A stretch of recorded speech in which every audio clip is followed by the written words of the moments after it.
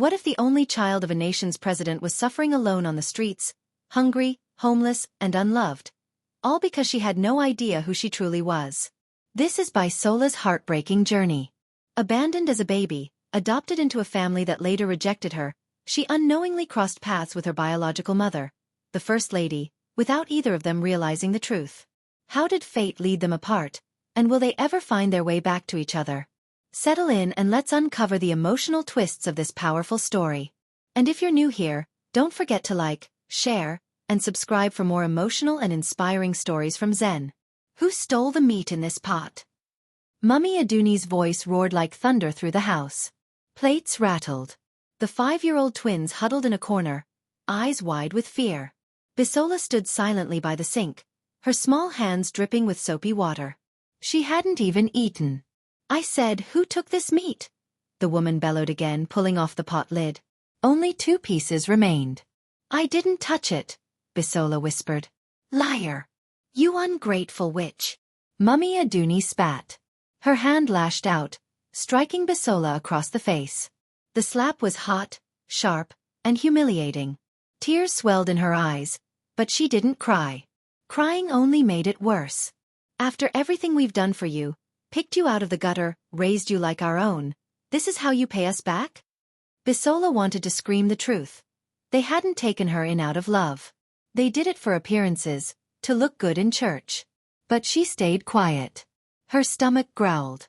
She hadn't tasted meat in weeks. Baba Aduni entered, drawn by the shouting. He tied his wrapper tighter and stared directly at her. She has to go. We warned her. First, she's a burden. Now she's a thief. I didn't steal, Bisola said again, her voice barely audible. But Mummy Aduni grabbed her arm and dragged her to the sitting room. You think this is your home? We adopted you out of pity when you were 2. Now God has given us real children. You're no longer needed. I'm sorry. Please. Don't throw me out, Bisola pleaded. It's too late, Baba Aduni said coldly. He opened the front door. Take your things. In fact, you have nothing. Just go. The twins watched with confused faces as she was shoved out barefoot, still in her morning gown. The door slammed. A lock clicked behind her. Just like that, she was out. Unwanted, alone. She stood dazed on the gravel, her feet bare, trying to process what had just happened. Her chest tightened. Her body trembled. There was no one to turn to. Curtains moved as neighbors peeked from inside their homes but kept quiet. Nobody wanted to interfere. She wandered aimlessly into the night. Her belly empty, her spirit broken. Hours passed. She dodged bikes, stepped over sleeping dogs, until she reached the market square. She crawled behind a stack of crates, shivering as the cold breeze sliced through her gown. Her cheek throbbed from the slap, her eyes heavy with exhaustion. She stared into the darkness. What did I do wrong? She whispered. No answer came. Only the dull hum of a generator filled the air. For the first time, Bisola felt like she belonged nowhere. The streets didn't want her. Her adoptive home had cast her out. She had no bed, no food, not even her own name. Bisola was given to her at the orphanage. Was that even hers? Why was she born if nobody wanted her? She cried quietly into her knees, afraid someone might hear. At dawn, a woman sweeping the market spotted her and shouted, "Dirty girl! Go back to your parents." I don't have any, Bisola muttered, rising slowly and dragging her feet down the road. At a food stall, she begged for a little food. Please, I'm hungry. The woman turned away. God forbid I feed a street thief. Bisola collapsed beside a kiosk, too weak to stand. Her body ached, her head pulsed. She hadn't eaten in 2 days. When the kiosk owner returned, he saw her and kicked her leg. Go before police come and say I'm hiding a criminal. She stumbled away again. By evening, Bisola curled up under a broken shed near a mechanic's shop. Her arms wrapped around her knees, her body shaking. A boy around her age handed her half a bottle of water and a torn piece of bread. She took it as if it were treasure. Where's your family? He asked. She didn't respond. Street life is hard. Don't die, okay? He said. Bisola nodded, though she felt like her soul was slipping away. Her eyes lifted to the night sky. "Dear God, do I even matter?" she whispered. Silence. But somewhere far away, a woman stirred from a restless sleep, haunted by a dream she didn't understand. The second night was worse. The sky over Lagos darkened with rage. Rain threatened.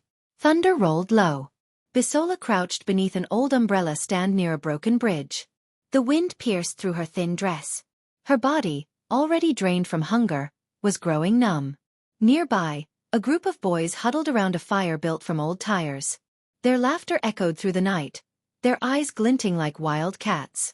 She stayed quiet, trembling, afraid. But still breathing. One of the boys let out a sharp whistle and called toward her. "Hey, Smalley, come sit here with us now." He patted his lap, grinning. Bisola didn't move. Another boy rose and started walking in her direction.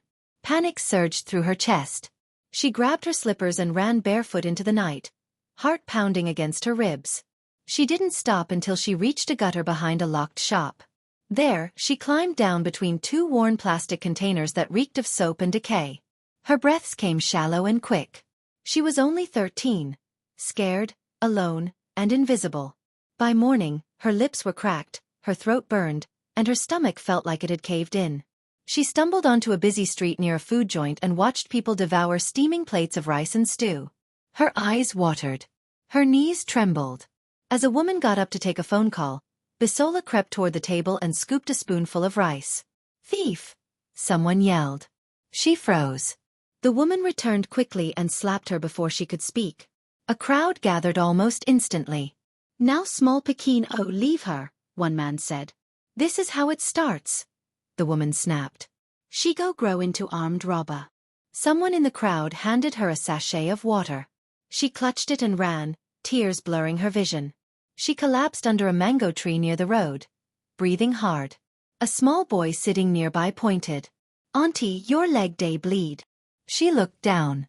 There was a long scratch on her ankle. She hadn't even noticed it. Her body was numb, the pain buried deep behind all the hurt in her heart. That evening, she found herself sitting on a park bench at Alacoco Junction. An old beggar woman with fading gray hair and watery eyes was already there. "You're too young for this life," the woman said gently.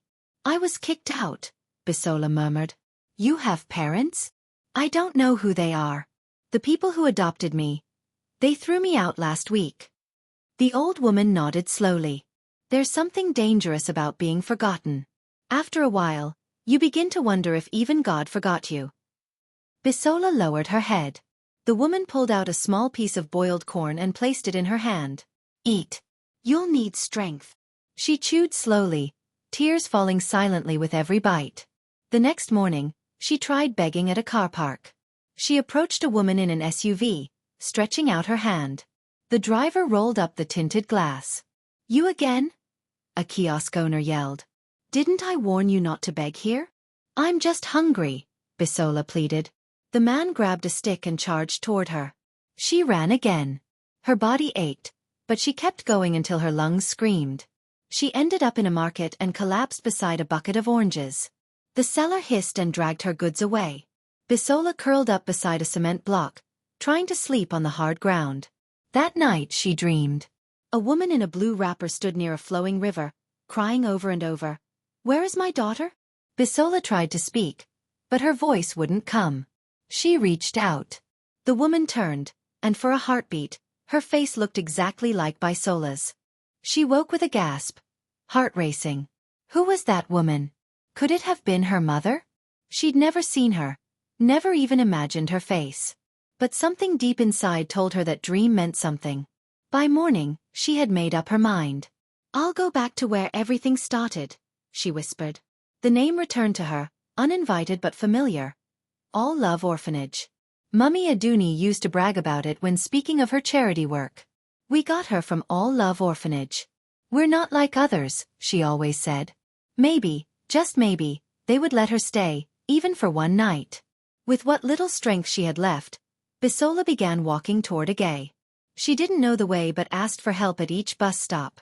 A conductor agreed to take her part way but later kicked her off after passengers complained about the smell. She didn't argue. She just walked. Far away, inside the presidential villa, silence filled the air. Nigeria's First Lady, Doris Okoro, sat alone on a plush couch, her thoughts drowning out the soft hum of the television. News played in the background, something about a new federal project, but she didn't care.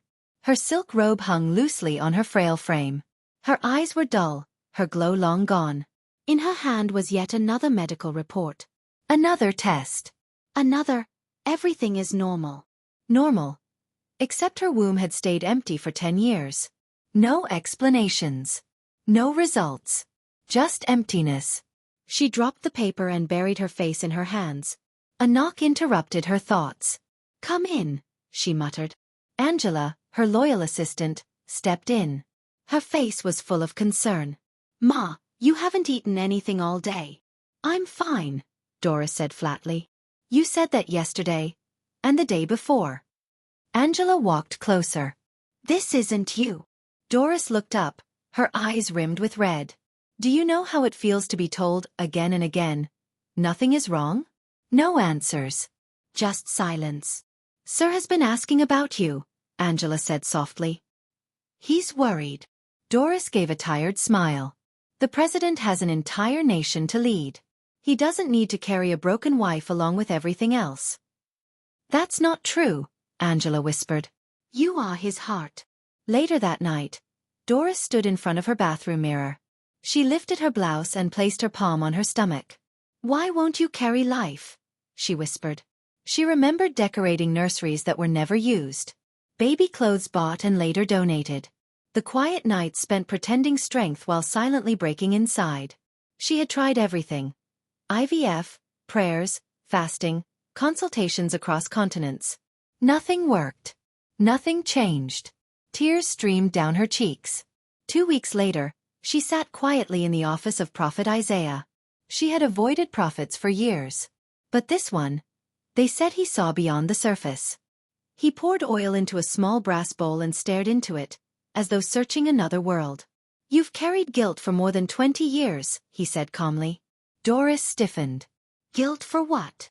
"You had a child," he said, eyes never leaving the bowl. "You were young. 17. Her heart dropped. "I was with Emeka back then. Before he became anything. I told him." He panicked and left for Lagos to hustle. "I was scared. Alone." "You gave birth," the prophet said, "and left the child by the roadside. Near a certain place." Her hands shook uncontrollably. "All Love Orphanage," he added. A sound escaped her lips. Half sob, half confession. "I didn't want to harm her. I just hoped someone would find her. Give her the life I couldn't." The prophet finally looked up. "The tears of that abandoned girl still cry out. Her pain has become the chain around your womb." Doris said nothing. She couldn't. Her voice had been swallowed by years of sorrow and a truth she could no longer bury. He looked at her and said quietly, "You must find her. Wherever she is, you must. She's alive, and she's in pain. Her tears still echo, and they belong to you." "I don't even know where to begin," Doris whispered, broken. "I don't even know what she looks like now." "Begin with repentance," the prophet replied. "Then search. Search like your soul depends on it." That evening, Doris sat across from President Emeka Okoro in the quiet of their private lounge. Since returning from the prophet's home, she hadn't spoken. "What's going on?" he asked finally, his voice low. She looked him in the eye and let out a truth she had buried for over 2 decades. "I had a child when I was 17. He stared. "My child." She nodded slowly. "I told you back then that I had an abortion. But I lied. I gave birth. And I left the baby near All Love Orphanage. I didn't know what else to do." Emeka leaned back, running a hand down his face. His pulse quickened. "And she's alive?" "The prophet said she is," Doris replied, her voice cracking. "We've been searching all these years for healing," he murmured. "And all along it was her. I've lived each day wondering if she ever made it. If she was safe, if she had a family," Doris whispered through tears. "And now she's out there. Alone." Emeka stood up. His fists were clenched. "Then we find her. No matter what it takes. Every resource we have, every connection, we use them all."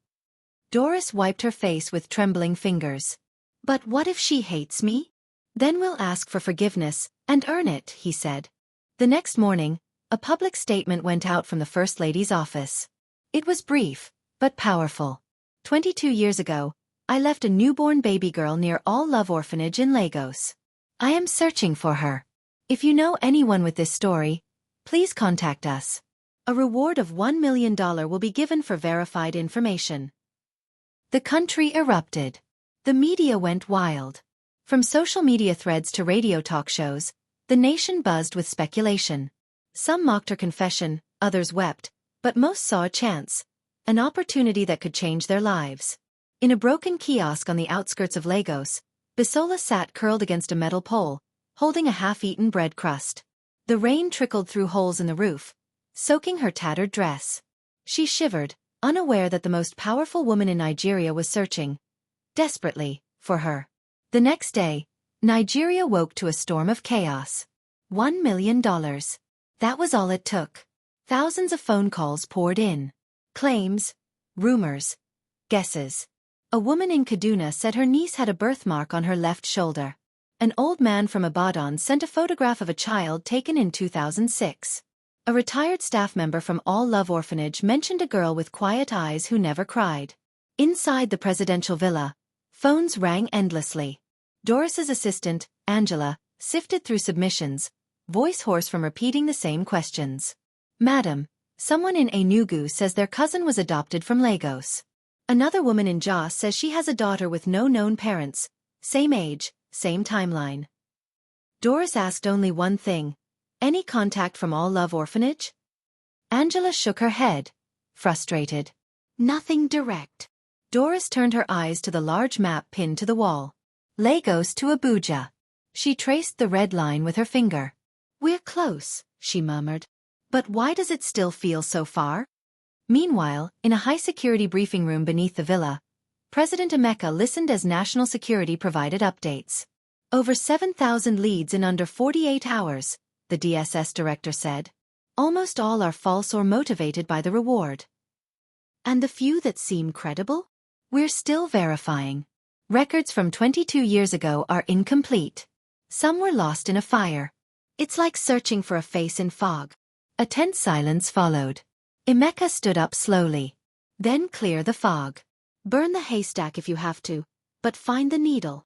That evening, Doris sat in a studio under bright lights, her hands trembling in her lap as she gave her first emotional TV interview. Why speak now? The journalist asked gently. Doris's voice wavered. Because silence has cost too much. I made a choice when I was scared and alone. I thought I was doing the right thing. I just wanted her to live. But I should have stayed. And now if she's still alive, I need her to know. I'm sorry. I never stopped thinking about her. The camera zoomed closer. Doris's lip quivered. She deserves to be found.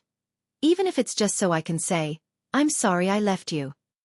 In a small buka in Mushin, a woman paused while rinsing dishes, staring at the TV. Isn't that the First Lady? She muttered. See her crying like this, someone else said.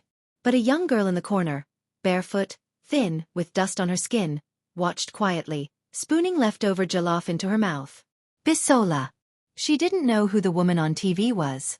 She couldn't even hear everything being said. But the woman's face stirred something inside her. A flicker of memory or maybe a dream she once had. Back at the villa, President Okoro returned from a late press briefing. He found Doris on the balcony, shoulders hunched, eyes hollow. Another false lead, she whispered. A family forged documents. I believed them, Emeka. I let myself hope. He took her hand gently. You're getting closer. But what if she's not alive? What if she never made it to the orphanage? You would have known, he said softly. If she were gone, the pain wouldn't still be burning in your eyes. That pain is connection. Doris pressed her face into his chest and wept silently. But just 2 streets away from a Jeej market, a woman sat hunched over her laptop. She stared at an article about the First Lady's search. Then she glanced at a girl's photograph beside her monitor. Bisola, the same girl she'd kicked out just weeks earlier. Her lips moved almost without sound. She was adopted from All Love Orphanage. That's what they told me. She opened her email and began typing. To Office of the First Lady. Subject. I think I know the girl you're looking for. Angela rushed into the First Lady's office the next morning, holding a file in her hands. Doris looked up from the armchair, her eyes swollen from lack of sleep. "Madam, this one looks promising." Angela laid the file down gently. "Age matches. The woman who raised her says she was left at a church 22 years ago, then transferred to an orphanage. There's a birthmark. Her story checks out." Doris sat forward, her pulse quickening. "Where is she?" "In the waiting room." Without another word, Doris rose and hurried out of the lounge. Her heart raced. The receiving parlor doors opened, and there she was, a girl standing awkwardly in a faded floral dress, clutching a worn-out bag. Her eyes wandered around the room, nervous, unsure. Doris froze, staring. Something in her heart tightened. The girl's eyes looked lost, but familiar, like looking into a mirror from long ago. Doris smiled gently and stepped forward. "My dear, what's your name?" "Rebecca, Ma," the girl replied. "May I see your arm?" Slowly, Rebecca rolled up her sleeve. A dark mark sat just below her shoulder, almost exactly where Doris remembered. Her chest tightened. But before she could speak, Angela hurried in and leaned close, whispering urgently. "She admitted it," Angela said grimly. "She drew it on with ink. It's fake." Doris's shoulders sagged. Her heart clenched with betrayal. She turned back toward Rebecca, who was already sobbing. "I'm sorry, Ma. I needed the money. I didn't mean to hurt you. I'm starving. I've been sleeping on the streets." Guards quietly escorted her out. Doris collapsed into the nearest chair, the weight of yet another heartbreak crushing her. Over the next 3 days, 12 more girls showed up. All of them claimed to be her daughter. But every story unraveled. Some had been coached, others had gaps in their timelines, and the orphanages had no trace of them. Doris began to fade. She stopped eating. Words barely passed her lips. The media started spinning new angles. Some accused her of orchestrating a stunt for public sympathy. Others questioned her mental state. At night, President Okoro sat beside her, holding her hand as she stared into nothing. "Maybe this is what I deserve," she whispered one evening. "Maybe that's why God sealed my womb forever." "Don't say that," he murmured. "I abandoned a baby. Emeka. I left her like trash on the street. And now the world is watching me try to fix it. But I can't. I can't even recognize my own child." "You were barely more than a child yourself, Doris. We both made mistakes. But if justice still lives in this world, we'll find her." In a dusty corner of Lagos, Bisola wiped her hands with a worn rag and stepped out from behind the bua. She'd just finished scrubbing a pile of dishes. Mama Nina handed her a warm bottle of water. "No food today," she said. "Business slow." Bisola didn't complain. She nodded quietly and walked back into the street, bones protruding beneath her loose dress, cheeks sunken, but eyes still burning with quiet determination. She had asked around. She'd found directions to All Love Orphanage. She planned to go, once her body allowed it. That night, she slept behind a welding shed, curled near an old mattress. Her dreams were a mess of shadows and voices. "Bisola! Bisola!" She woke up in a sweat. Back at the presidential villa, Doris sat in her study when a new email arrived. The subject line made her pulse quicken. "I think I know the girl you're looking for." No sender name. No address. Just a short message. She was adopted from All Love Orphanage by a couple named Aduni and Sunday. They had twins. She was kicked out last month. Her name is Bisola. Last seen near a UCHE market. A grainy photo was attached, a girl in tattered clothes standing outside a kiosk, her eyes sharp despite the fatigue. Doris stared at it, her chest tight. "Those eyes." Angela leaned in. "Should we trace the IP?" "We already did," said DSS Director Ibrahim, entering with his tablet. "Sent from a cyber cafe in Mushin. We've dispatched agents. Checking CCTV now." Doris clutched the image. Something about this girl, her gaze, reflected something Doris had buried in herself for decades. "Find her," she said, "and contact All Love Orphanage." "Yes, Ma." That night, Doris stood before her mirror, fingertips tracing her reflection. "If I do find her, will she even forgive me?" There was no reply. Only the tick of the clock, each second pressing harder. Elsewhere, Bisola limped along the roadside, her sandals falling apart. She hadn't eaten since the day before, a biscuit offered by a meat pie vendor. But she pushed forward. She didn't know what she expected at all. Love? A plate of food? A place to sleep? She barely remembered it. She was only 2 when adopted. But it was the only place she'd ever been wanted, even briefly. The gate finally appeared. Its yellow paint faded, the wooden sign barely hanging. All Love Orphanage, where every child is loved. Bisola stood for a moment, gathering what strength she had. She knocked.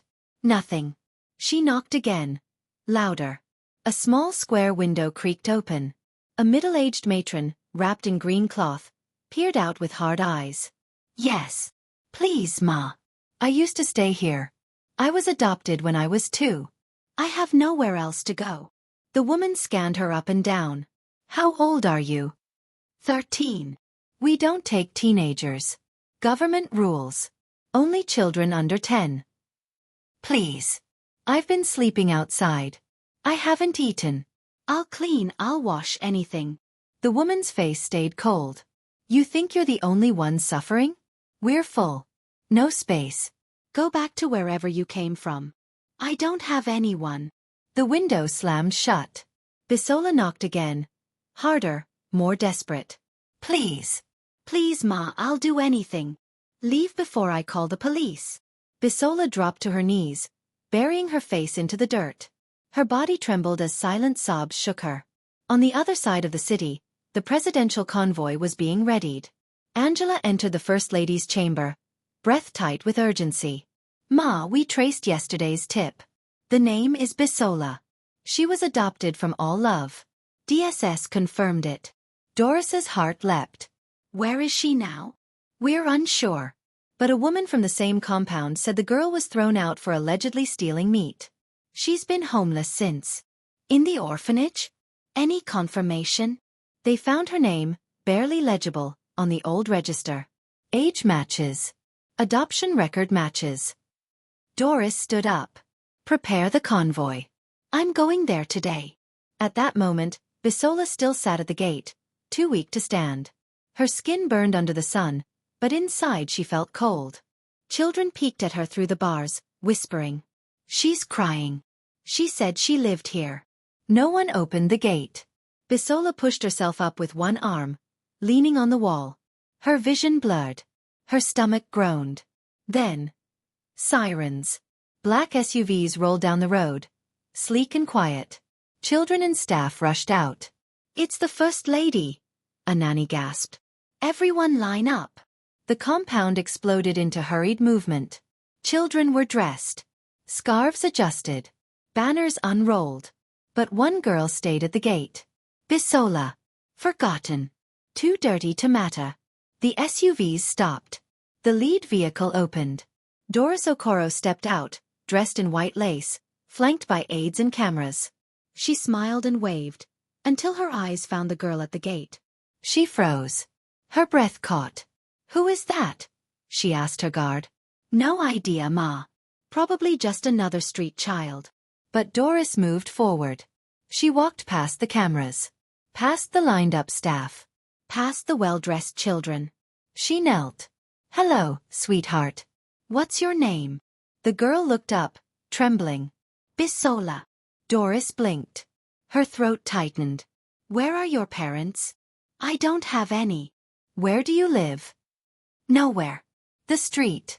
I came here to ask for help, but they said I was too old. Doris turned, her voice low and sharp. You turned her away? She's not eligible, the matron stammered. Doris looked back at the girl. Her heart thundered. Bisola. Do you know if you were adopted from here? The girl hesitated, then nodded. They told me. When I was little. Tears welled in Doris's eyes, but she fought to keep her voice steady. Would you come with me? Bisola didn't move. Why? She whispered. Doris took a breath, then spoke the words that had waited 22 years to be said. Because I think I'm your mother. Moreover, we follow regulations. I don't care about regulation, Doris said firmly, her voice slicing through the room. This one is coming with me. The matron's mouth fell open. But Ma, I said she's coming with me. Bisola stared, stunned. Was this really happening? Would you like to come with me? Doris asked gently. Bisola nodded, still unsure if it was a dream. Doris removed her white scarf and wrapped it around the girl's small shoulders. Come, my dear. You're not spending another night on the street. As the convoy pulled away, cameras captured the image of a once homeless child now sitting beside the First Lady. But what no one knew, not even Doris, was that the girl beside her was her own daughter. Bisola sat quietly in the back seat, wrapped in the First Lady's silk scarf. Her hands were tightly folded on her lap. Every bump made her flinch. Just hours ago, she had been begging for shelter. Now, she was in a luxury SUV with leather seats, air conditioning humming softly, beside the most powerful woman in the nation. Doris kept glancing at her. There was something hauntingly familiar. Her eyes, her posture, the way her lower lip trembled when nervous. Angela leaned forward from the passenger seat. She looks so much like you did when you were younger. Doris nodded slowly. I noticed. When they reached the presidential villa, security gently helped Bisola out. Her legs trembled as she stepped onto the glossy marble floors of the First Lady's private wing. Everything sparkled, crystal chandeliers, gold-trimmed curtains, soft fragrances in the air. Bisola felt out of place. She clutched Doris's scarf tightly. A maid approached with clean clothes, another offered her a plate of food, but Bisola stood frozen, staring up at the chandelier, eyes filled with unshed tears. Doris knelt beside her. You're safe now, okay? No more streets. No more hunger. Bisola nodded faintly. Let her rest, Doris said, turning to Angela. Make sure she eats something. I want to speak with her later. Time passed. Bisola sat wrapped in a blanket in the guest room, gazing out the window. Rain tapped gently against the glass. A tray of untouched food sat nearby. She didn't feel deserving of the comfort. Back on the streets, no one noticed her.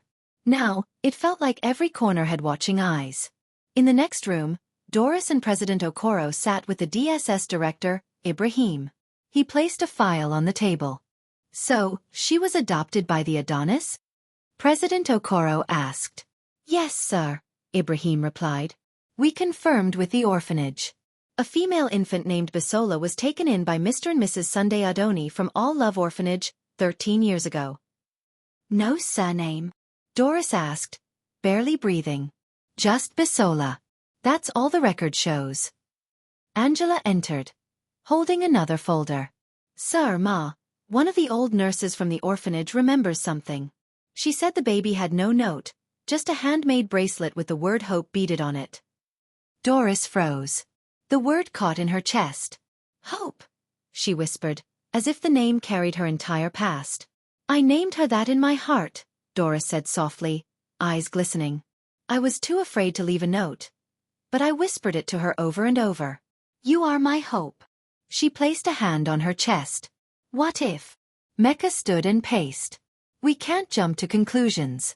But the details, same orphanage, same year, no biological records.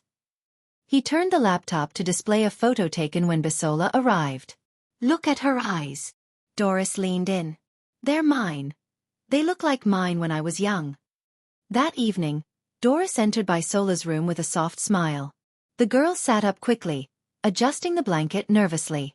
You don't have to be scared, Doris said, sitting beside her. You can talk to me. Thank you for helping me, Bisola whispered. Do you remember anything about your life with the Adonis? Bisola shook her head. They told me they adopted me. That's all I know. And your biological parents? I don't know their names. Doris hesitated, then gently reached for her arm. May I? Bisola offered it slowly. Doris rolled up her sleeve. Just above the elbow was a peculiar, comma-shaped birthmark. Doris's breath caught. She rolled up her own sleeve. Same shape. Same spot. Mecca had teased her about it as a child. Said it looked like a misplaced punctuation mark. You have the same one? Bisola asked, puzzled. Doris blinked rapidly, fighting back tears. Yes. I always thought it was rare.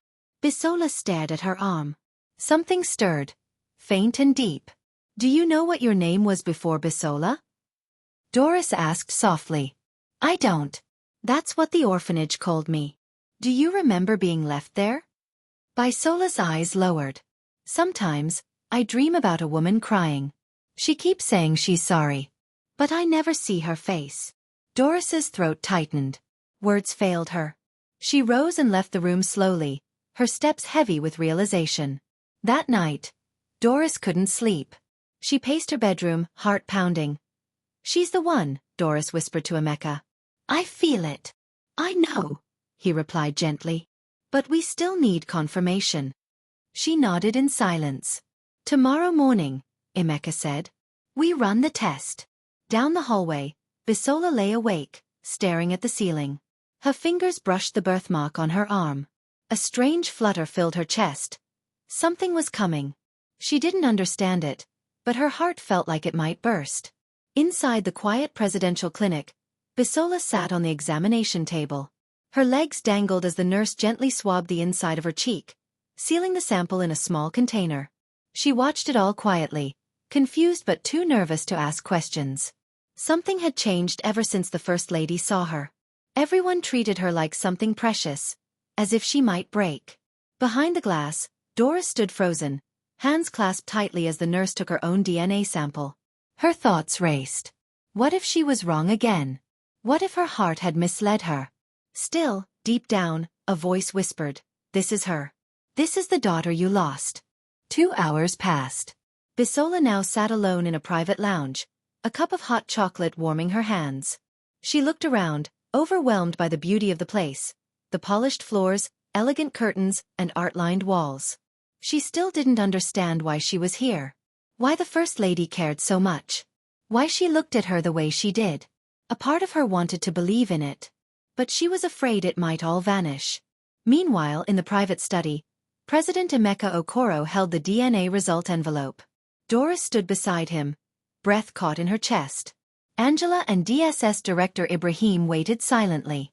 The president opened it slowly, pulled out the paper, and read. His eyes lifted to meet Doris's. His voice trembled. It's her, he said. 99.9% match. She's your daughter, Doris. A cry escaped Doris's chest, half laugh, half sob, as she dropped into the couch, clutching her chest, tears streaming down her face. I knew it, she cried. I knew it the moment I saw her. Angela wiped her eyes quietly. The president placed the result on the table. She came back to us, he said softly. Doris rose, unsteady on her feet. I want to see her. Wait, the president said. She doesn't know yet. She has to hear it gently. No cameras. No audience. Doris nodded slowly. Angela asked quietly, should I prepare her? No, Doris replied. This is between a mother and her daughter. When Doris entered the lounge, Bisola quickly stood up.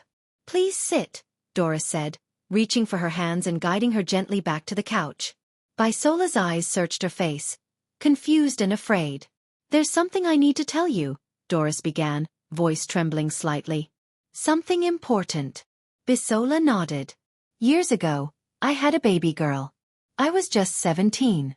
I was scared, alone. Her father had left to find work in Lagos. I had nothing. So, I made a terrible choice. I left her at the gate of an orphanage. Bisola's eyes widened. Her fingers began to tremble. I wrapped her in a shawl, Doris continued, voice cracking. And I whispered the word hope over and over again before walking away. Bisola gasped. Hope. Doris nodded, her face wet with tears. The orphanage named her Bisola. That's me, Bisola whispered. Yes, Doris said. You are Hope. You're my daughter. The room fell silent. Bisola stared at her, breathing shallow, stunned. I didn't know until recently, Doris said. I've been looking for years. Praying. Begging God for forgiveness. Then I saw you. And I just knew. Bisola couldn't hold it anymore. Tears streamed down her cheeks. Her lips parted, but no words came. I understand if it's too much, Doris said. But please know, I have never stopped loving you. Not for one day. Bisola broke. She fell into Doris's arms, sobbing uncontrollably. For the first time, someone was holding her, not out of pity or duty, but out of real unconditional love. Doris cradled her, rocking her gently. "My baby," she whispered. "My little girl." "I thought nobody wanted me," Bisola cried. "I thought I was a mistake." "No," Doris said, cupping her face. "You were never a mistake. You were a miracle. And I'm so sorry I didn't see it sooner." That evening, soft light glowed across the presidential villa. There were no announcements, no media presence, just a quiet dinner. Doris sat beside her daughter, gently feeding her small bites of rice and chicken. Angela watched silently from the corner, eyes filled with tears.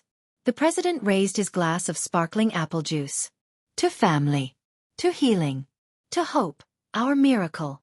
Bisola looked around the table, barely able to breathe. This was real. She wasn't outside anymore. She wasn't forgotten. She was home. 1 month later, under the national spotlight, the First Lady stood before the country to announce a new initiative, the Hope Foundation for Street Children.